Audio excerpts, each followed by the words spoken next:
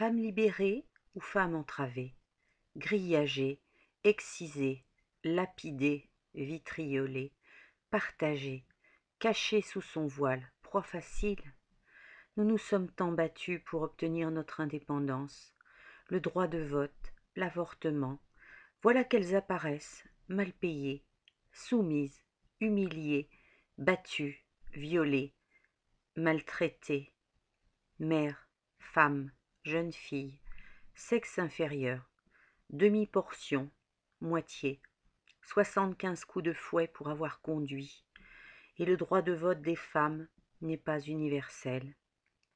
Non, l'égalité des sexes n'est pas de mise, et l'on a beau la prôner, elle n'est admise ni dans les mœurs, ni dans les faits. L'œil et la main. L'œil voit mal, tout est flou, les images sont envahies de rayures, les codes-barres dessinent un nouveau spectacle, tout est déformé. Bientôt ce sont les couleurs qui disparaissent et font place au noir et blanc. Il faut y remédier. Cela n'est pas normal.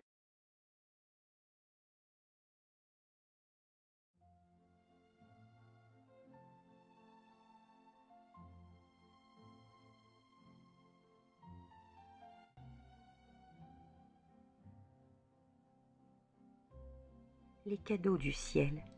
Oui, il existe des cadeaux du ciel. C'est une rencontre avec quelqu'un qui vous comprend parfaitement, parce que son vécu ressemble au vôtre. Pas forcément les mêmes moments de toute une vie, mais des instants très importants de votre vie.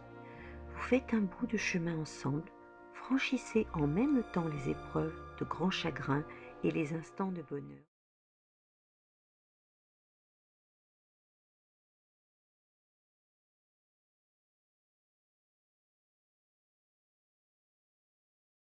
Le bleu et le gris.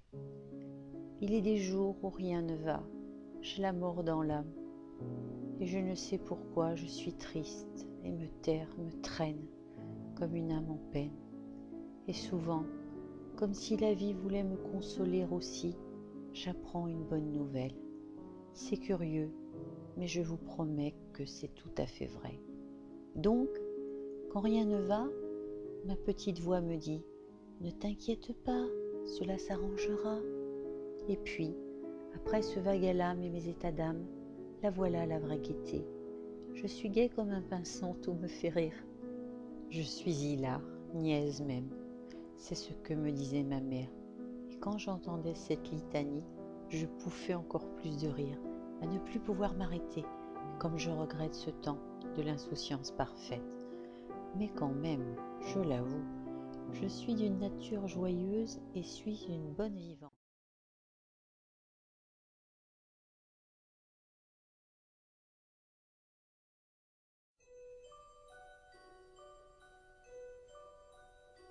Vous prenez une marmite, vous emplissez le fond d'eau et de carrés de chocolat noir, vous la mettez sur le feu pour fondre le chocolat, vous tournez avec une cuillère en prononçant abracadabra, abracadabra. Vous y plongez des langues de chat qui piquent, des roux-doudous, des fraises et des vers de terre rouge. Ce sont des bonbons, bien sûr. Des dragées au chocolat, des berlingots, des carambars, des sucres d'orge, des colliers de bonbons, sans la ficelle, hein, bien sûr. Hein. Et mystère et boule de gomme, vous tournez toujours avec la grande cuillère en bois, vous dégustez et vous en donnerez à vos parents, s'ils ont été sages, hein, comme moi.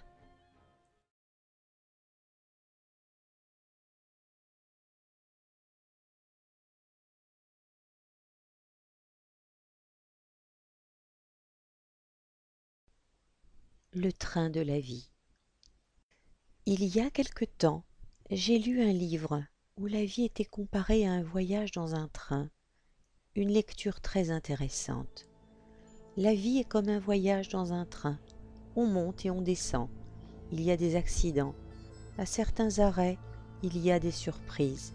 Et à d'autres, il y a une profonde tristesse. Quand on est et que l'on monte dans le train, nous rencontrons des personnes et nous croyons qu'elles resteront avec nous pendant tout le voyage.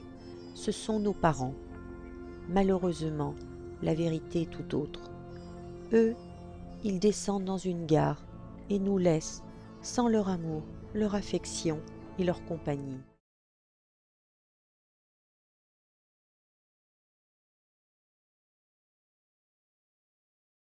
La leçon du papillon. Un jour, apparut un petit trou dans un cocon. Un homme qui passait à tout hasard s'arrêta de longues heures à observer le papillon qui s'efforçait de sortir par ce petit trou. Après un long moment, c'était comme si le papillon avait abandonné, et le trou demeurait toujours aussi petit.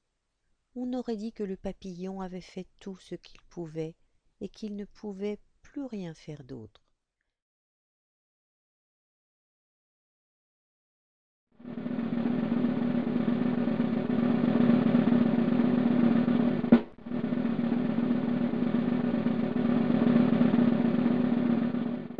Dans ses bras, je me sens bien. Il combat les monstres du placard. Il se bat comme un roi. Ce monsieur-là, c'est mon super-héros. Ce monsieur-là, c'est mon papa.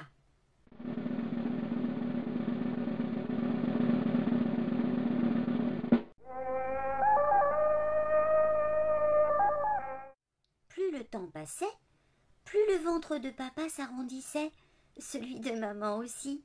Et puis, j'ai demandé à maman, « Papa aussi, il a un bébé dans le ventre? Vous faites une course au plus gros bidou, dit ?» Maman a rigolé. « Ma petite princesse, ton papa est un peu comme une poule sur ses œufs. Il ne faut pas oublier qu'il attend un bébé lui aussi, notre bébé, ta petite sœur. Alors, il couve à sa façon. Tu sais, les papas ne peuvent pas avoir de bébé dans le ventre. Mais parfois, c'est tout comme, et c'est le cas de ton papa poule. On dit que ton papa fait une couvade. »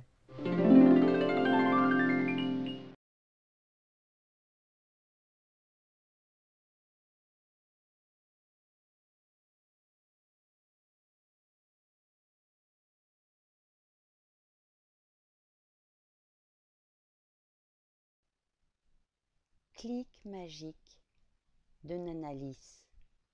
Clic, c'est magique.